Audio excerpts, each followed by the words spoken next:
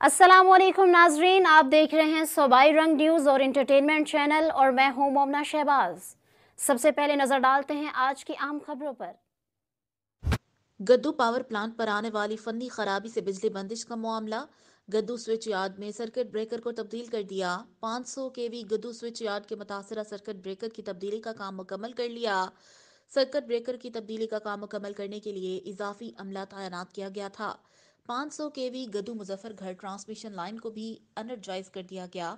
शदीद धुंध के बायस गद्दू में एलटीडीसी की 500 केवी और 220 केवी ट्रांसमिशन लाइन स्ट्रिप हुई।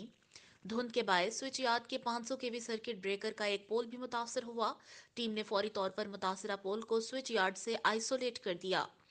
फनी खराबी के दौरान स्विच यार्ड के दीगर 2 सर्किट ब्रेकर्स फाल रहे। एनटीडीसी